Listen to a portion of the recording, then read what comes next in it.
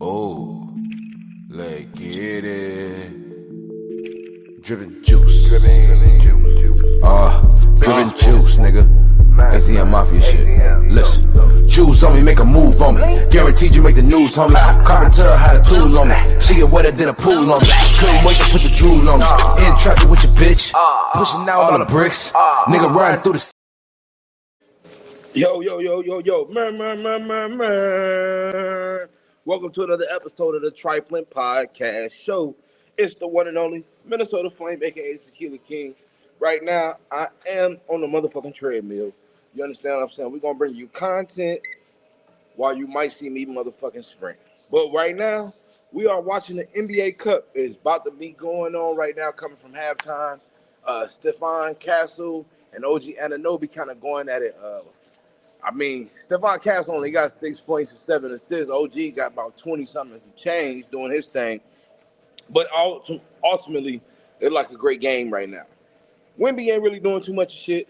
I posed a question in the comments earlier, asking, is Wemby the next legend? And I can see legendary spurts from him. However, I just don't feel like he got it. Like, maybe it's the health and, the fact that cats that be hella tall usually be injury prone. And as I'm speaking right now, second half has started. Luke Cornett is the starting center. I do not see Wemby on the floor. So I don't know if he had to go take a shit real quick, so he had to stay in the locker room a little bit longer, or if he's done for the actual game. But I do see Luke Cornett as a starting center for the San Antonio Spurs. I don't know what's going on.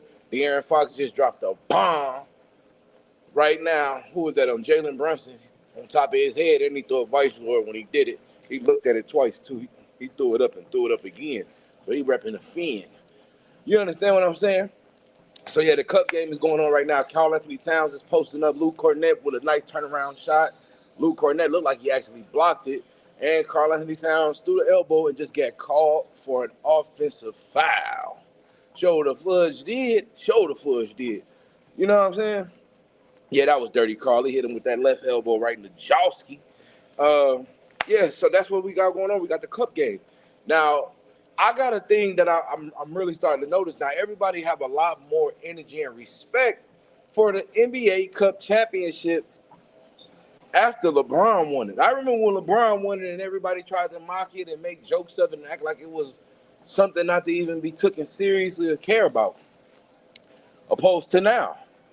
You got all the fan bases locked in about the Cup games. You got all the fan bases discussing and excited and all of that good stuff. You know what I'm saying? At first, there was a whole lot of slights, whole lot of mocking on all of that nature. You know what I'm saying? Put some incline on that motherfucker a little bit. We're going to put a little more speed on it. You know what I'm saying? So, yeah, we're going to talk and walk. That's what we're going to do. We a family, talk and walk. I got that sauna suit on. Shout out to my, you know what I'm saying? Hot suit. My baby bought me this. My daughter bought me this for my birthday. I've been rocking it. You know what I'm saying? But it definitely has helped me shred some shit down. I will give it credit. It helped me shred down like a motherfucker. I had got up to about 237 over the last year. We had to knock that off. I can't be walking around like that. I ain't even tall enough to have that much weight on the knee. Got a little swole to me, I got little cuts going, but ain't nobody trying to have no little titty witties. No, sir. So, yeah, right now we got Anunoby still balling. Anunoby is at that damn free throw line. You know what I'm saying? He look like he finna hit one of my bets right now.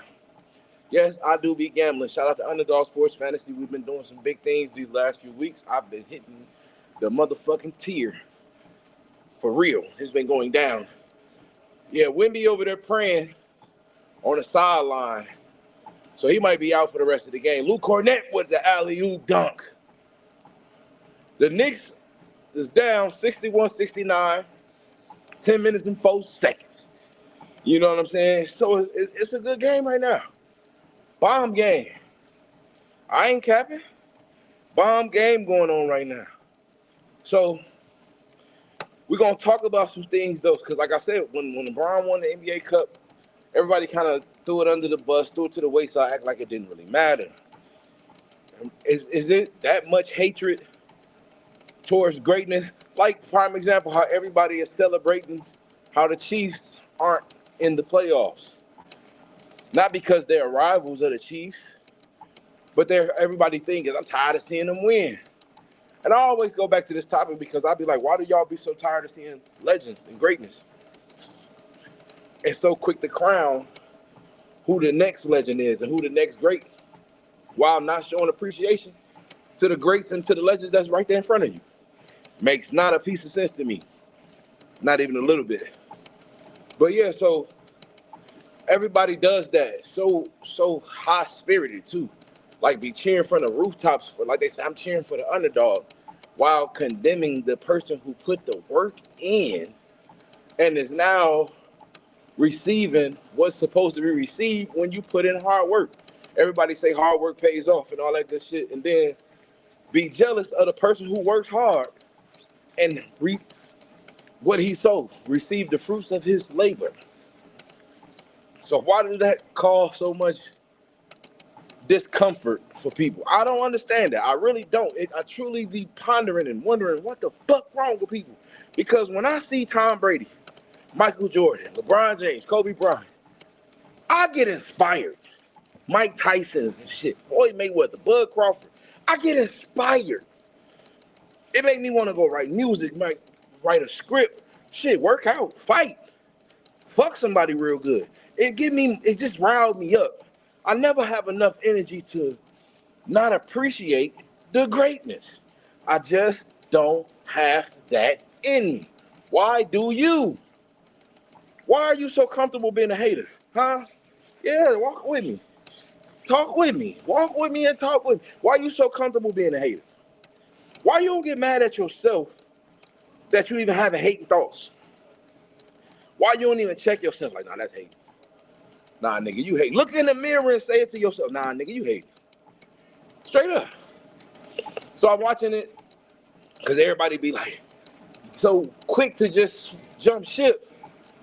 Man, I'm still praising the people while giving props to the ones who are up and coming. The ones who are already solidified, stamped, whatever you want to call it, I give them all the props in the world. The up and coming, I watch them with a nice eye lens of appreciation. I stop all that damn comparing so much. Because when you comparing and you competing, you can't appreciate. And my man Spike, he got somebody, it must be a relative or something. He like somebody on the sideline with him in a wheelchair. I see Spike Lee out there. They out in Vegas, turned up. I know they going crazy for this cup game shit. I know everybody and their mama out there that's in the demographic of that city and state and whoever representing. I know you having a ball. I wouldn't mind being out there this weekend. Shit, I wish I would. But I ain't gonna be there. Karl Anthony Towns has been throwing some motherfucking dimes tonight too. I'm gonna put that out there right now. He's been dropping bullets to niggas. Castle. Look, Anunoby out there getting snags on niggas. It's still 61-69 too. 9 minutes in the third quarter. They gunning them threes back to back. Everybody shooting. Who was that? Bridges. Bridges just caught him one. That motherfucker right in the air. Yeah. So we're watching this live cup game. You know, I'm gonna give you live stats and feedback about what I see and what I think. I believe the Spurs have just propelled themselves in the next plateau of teams, though, especially if they can continue winning without Wemby. Now, if they can get him on board and be healthy, they're going to be a threat to OKC. They are young enough, fast enough. They have a great organization, as well as, you know, Popovich still at the top of the helm, calling shots from the motherfucking boardroom or the office, you know what I'm saying? Press box, whatever you want to call it. And they have a bench of veterans and young people that are compromised or compiled of, that's what it's compiled of, nothing but key role players. Nobody wants to be the star. Everybody wants to play their position and do the dirty work. You got Kelly Olynyk, who's damn near a UFC fighter in the NBA, because he done hurt more motherfuckers than I can remember. I remember when he put the arm bar on Kevin Love, popped his shoulder, clean the fuck out. I remember that. And they run the ball fast, because I remember when De'Aaron Fox was over there in Sacramento and he was discredited and was getting overlooked. Now he's starting to get his place back in the league as far as elite level point guard skill. And Jalen Brunson is just phenomenal with the ball. I don't give a damn. By him probably being about 6'1", 6'2", he built like a little pit bull, strong as a motherfucker, and he plays so balanced. Jalen Brunson plays so damn balanced that is a beautiful thing to watch. Nobody plays harder than Josh Hart on the Knicks. He damn near a glorified 21 player. He's out there running, playing defense, diving, talking shit, all while doing his job. Josh Hart is a key component. And I was seeing that they was potentially considering trading for Giannis Antetokounmpo, and they lined up some Karl-Anthony Towns, Giannis. I want to say Bridges, all in their contracts aligned perfectly. It would be like a perfect swap without no struggle. And most people would be like, yeah, that's a good idea, trade. Yeah, get Giannis. But sometimes you let go too many pieces to get that one piece. You know what I'm saying? Like if put like this, if they could do a head-up trade for Giannis and Cat, you might have to take that because you still got all them other pieces. But if you got to give Cat up plus those plug-and-play guys to get that one superstar, you're going to be in the same position that you're in right now, trying to see if you're good enough to make it to the next level. However, you will make, matter of fact, it was Kuzma and Giannis for Bridges and Cat. To me personally, you will make the Bucks better. The Bucks will become probably better because Bridges, as we've seen, can be a complimentary guy, and sometimes he can be the guy. We know who Cat is. We know what he's doing. Then they got the young boy Ryan over there, Hollins, and some pieces. You know what I'm saying? AJ Green and the couple of little shooters over there, Trent and them, Gary Trent Jr. They got Bobby Portis. They have players that can play basketball, that got the grit and with the shit. So you can't get rid of the motherfucking plug-and-play guys because Kuzma is, to me, is too unreliable. He's healthy. He's usually there. He's a tall guy, big body, pause. But the motherfucker is so inconsistent, unreliable, I wouldn't trade for him. If it was a goddamn fashion contest between him and Ben Simmons, Paul George, and all them niggas, James Harden, he'd probably be the MVP. I don't like what the nigga wear. But obviously the shit is high fashion, high brand, high designer garbage. I don't wear that type of shit. I'm not with it. I'm cool. Give me a sweatsuit and watch me do what the fuck I do. But that's him. I'm not a hater. Give him props for what he got going on. Obviously he got big ass brand deals, so he got to show that he's rocking that shit and put that shit on for real. That's what he do. But I don't feel like that would be a great trade. It could happen. It can work. They could potentially even get them to the finals. But will it be enough to get over that threshold? You might get there, but you probably won't get back there. Especially if you kind of pay attention to how the Bucks kind of flamed out after they won the championship. Not because of Giannis. He been motherfucking phenomenal the whole time. It's the simple fact, once you got rid of Middleton and Holiday and all those plug-and-play guys, just because you have that elite superstar does not mean it's going to be conducive to winning. It's just not. Another note. My boy, Phillip Rivers made his way back to the NFL. 44 years of age. Out of shape. Daddy of like 10 kids. 10 children. He ain't even been working out or training. I think he was coaching. And we all know how that shit goes. Coaching, you might get out there and do a couple of little things. You might even, work on some shit every now and again. But you're spending more time coaching than anything. Okay? So, Cam Newton took to his show, 4th and 1. Shout out to Cam and Peggy and all those people and everybody representing with them, ESPN and all that good shit. Cam says, hell, he was ready for a job call. He say, I stay ready, so I ain't got to get ready. How the hell you get called and I didn't? You ain't even working on your shit. I've been staying consistent, persistent, ready for whatever. I ain't even never retired, never said I was done or even resembled no shit like that. You've been on the couch. And now you just come right back like that. What kind of shit is this? That's how you feel. And I agree to a certain extent. I agree because now, if I will be back in the game, call him a little alley-oop. I don't know what's going on, but yeah, he back in the game. If Cam was ready, this is a prime example. If it ain't what you know, it's who you know. It ain't what you know, it's who you know. See, you could be a bigger star, a better athlete, a more talented player. None of that shit really fucking matters. If you ain't got the plugs, if you ain't connected, if you ain't all the way respected. You understand what I'm saying? See what I mean? When you put the work in, your reputation precedes you. It's a whole bunch of shit that Phillip Rivers ain't doing, ain't did, won't need to do, don't gotta do. That a Cam Newton, a Michael Vick, and everybody else gotta do times 10.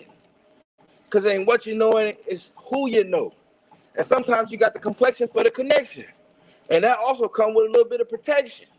You feel me? That's all I'm saying. You got to be aware of this shit. Stop competing with these people. Try to eat with these people. You done figured out a new lane with this motherfucking media world.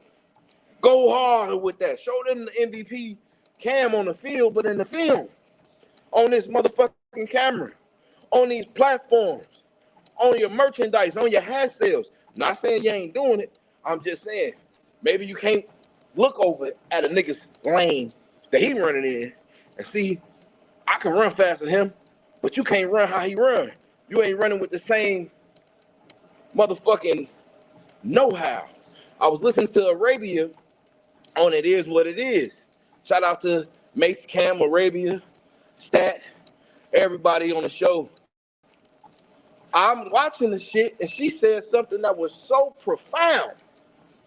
She said, the reason why the OG quarterbacks is getting opportunities that the young boys ain't getting, because the young boys are trying to read the receivers. Them OGs know how to read the defense. And it hit like a light bulb. See, back then, the quarterback position was almost the least athletic out of all positions. Now, you had the most skill, footwork, arm strength, eyesight, hand-eye coordination, vision, comprehension, play reading ability, communication skills, shit like that. Not how fast your 40 was. How quick can your brain process and read through progressions was the key, on top of your height. Now we have a plethora of smaller QBs that can run and shit, you know, because we tried to mimic the Mike Vicks and RG3s and Kaepernicks and everybody else of that time. You feel me? They tried to mimic, just like how Golden State was mimicked with their style of play, shooting threes. Everybody wanted to learn how to shoot threes and shit all of a sudden. But hold up. Go back to what I'm saying. Reading the defense versus trying to read your receiver. A receiver is going to do bullshit. Trickery routes and shit. Shit ain't got nothing to do with the playbook. But the defense's reaction to that shit is what you need to be focused in on. Where to place the ball, not where the receivers look like he's gonna be. Because if y'all on the same page where you put the ball, he know that's where the fuck he need to be. You get what I'm saying? So to Cam, great quarterback at his peak. But he was like a hybrid of that young quarterback an old quarterback. He was kind of a combo. He had the ability as well as the skill set that was developed as playing quarterback. Now, will he be able to plug and play? Do he know that system? Can he run that offense? Could he read that defense? Because they were playing against the Seahawks, arguably one of the top 10 defense in the league at the moment. So you gotta put this shit in perspective. They wasn't looking for, that's why they got a Flacco and all those. They wasn't looking for no motherfucker that could take off running. That's not what they was considering. Thinking about none of that shit. They wanted somebody who can read the defense and make the right play. Don't turn the ball over. Key plays. Key plays. Hand that bitch off to JT and get them motherfucking yards. Kill that clock and keep them other motherfuckers off the field. That's the game plan. But when you got high-powered, skill-set players who got all this ability and all that raw talent, they're going to motherfucking play to their ability, not to what you really want them to do. And it's kind of hard to ask them to do something different because that's what made them who they are and got them where the hell they at.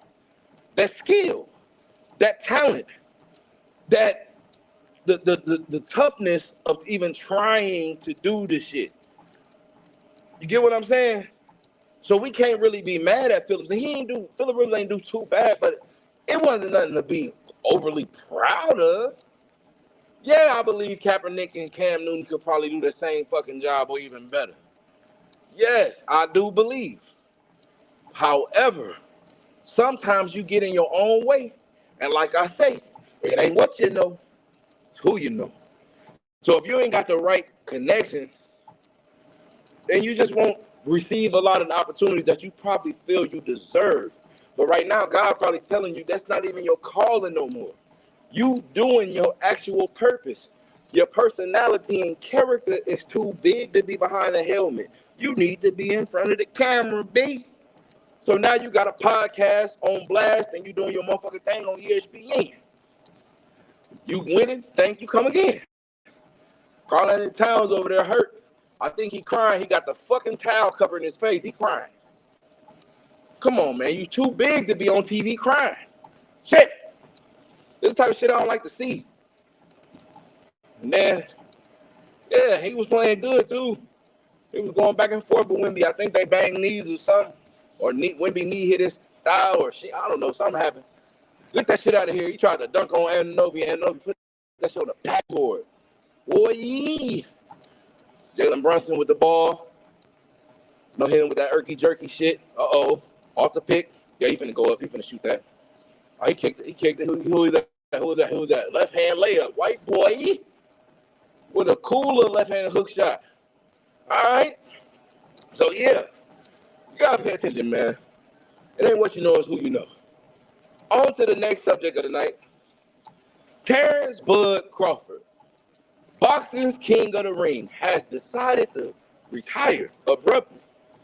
We saw the motherfucking news last week where WBC took his belt or whatever. We're talking about, vacancy, a title and all that shit. Well, everybody know who the champion is. Everybody know you can't take away his shit. Just like how they did Ali back in the day. You know what I'm saying? We know who the champion is. The champion's shit, motherfucker. But Bud said he done with this shit. He done with politics. He done with it. He gonna leave while he on a high note. Why his motherfucking body ain't broke. And I don't blame him. I don't blame him because he's trying to do all the impossible just to even be in relevancy of time because he didn't there's nobody else to fight. So when you can max out your time frame if you do your job right. If you okay, prime example, how everybody, give Jordan his credit for going 6-0 in the finals and shit like that. Undefeated, right? Undefeated. Maxed out his time. He maxed out that time. Tried to come players and all kind of shit. Equivalent to Bud. Gonna max out his time because by the time he start trying to go back to fighting, it's gonna be a whole new damn near generation of fighters. He's gonna be damn near 10 years older than every fighter he fighting. You get me? So you can max out your time, and if you're effective, you can do it in a short period of time.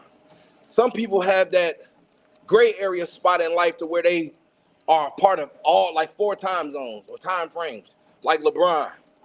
He played with the legends, played against Jordans and all of them, played against some of the oldest, David Robinsons and shit like that, played against old niggas like that, while going against the Iversons, while going against his age bracket of Wades and Melos and shit like that, then going into the new era of the James Hardens and Kawhis and all that shit. You know what I'm saying? He was in all these different time space gaps. So I just look at it shit like that. You know, Terrence has done the impossible in a short time frame, and people didn't appreciate it while it was happening. See, now you have to be reflective on his career just to even appreciate what he accomplished through his career. Wemby just did some crazy shit. Just caught an alley-oop from Castle. Castle was out here throwing that motherfucking ball around Paul to everybody. He got about 12 assists in the third quarter already. De'Aaron Fox had like 8 in the fucking first half. So them two guards are putting in numbers. That's goaltend, Wemby. Jordan Clarkson got the goaltend on Wemby. I don't know what I don't know why he didn't start the second half or whatever. Maybe he on the minutes restriction, but he's doing some cool shit. Shit, you know, motherfucker taller than the world, so he get an opportunity to do a whole lot of shit that's pretty fucking phenomenal if you really want to be real about it. But that's why I posed the question I asked earlier: what is Wemby a legend? Or will he be the next legend? Is he the next guy to lead? You know, get that shit out of here. Mitchell Robinson out there smacking shit. Wemby with another 3. He flaming that fucker. It's 92-81 Spurs. I'm telling you, if this Spurs team can be healthy, they are the motherfucking kryptonite to OKC. You heard it here on motherfucking Trifling Podcast first. I'm telling you right now, OKC is in trouble if this Spurs team can stay healthy. If Wemby can be at least 85 to 90%, he gives his team an extra boost of confidence. But the dogs on this team is dogs. You hear me? They ready to scrap. They ready to scrap. They ready to hit. I respect everything they doing. Look at that motherfucker. Woo! Who is that little white boy shoot this motherfucker 3 like this on the Knicks? Because it ain't Landry Shaman. He got them weak-ass jeans. He over there in a motherfucking Ellen DeGeneres art suit. That nigga look like he about to paint. Weak-ass jean suit he got on. Garbage. I don't know what them is. Damn near like he on some Christmas, some Santa Claus high heels. Bogus-ass shoes. Wemby going crazy. Wemby with another basket. 85, 87, 95. New York Knicks. Jordan Clarkson forcing shots up. That shit ain't gonna do nothing. Yeah, that was garbage. Jordan Clarkson be doing some bullshit sometimes. He a high energy player, but he definitely be OC than a motherfucker. I don't care what nobody say. He got game. Sometimes that shit OC. All right, Wemby going to the bench. Luke Cornett back in the game. 16 points for Wemby. He got 12 in the fucking third quarter. But we don't know. He on a minutes restriction. Maybe they can, if they pull off, go up by like a dub, shit, he probably sit out for the rest of the game. Who knows? I don't, but he might. Jalen Brunson about to probably get back in the game and start trying to spank something, though. But, yeah, they going at it tonight. But, yeah, man, I feel like Bud Crawford has accomplished so much in a short amount of time that it should be recapped just to be appreciated in real time.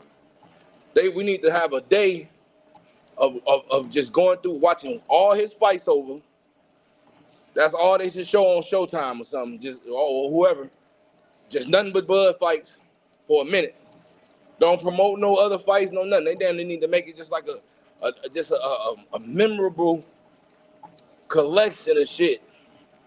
Because I'm sure by him retiring, the next mission they're gonna try to do is either make him fight Floyd in some kind of exhibition type shit on the undefeated challenge. There's gonna be some kind of gimmick that's gonna come from this. But for the most part, I think we should just appreciate the legendary shit that we did witness. Man fighting in all them different weight classes, taking the belts from top tier contenders, top tier champions, all that good shit. So there's nothing but respect to Bud Crawford. And I was a Earl Spence all the way fan. I was going against Bud. You know, he made me a super believer after that fight. You know what I mean? Shit. So I tipped my hat off to him, and I ain't even wearing one. Had a phenomenal career. It's the end of the third quarter, going to fourth quarter of the next game. New York is up or down 5. Seems like it's finna go down. It's gonna be a close game. It's about to go to the wire. I don't know what Landry Shaman on. Weak ass outfit. Straight up.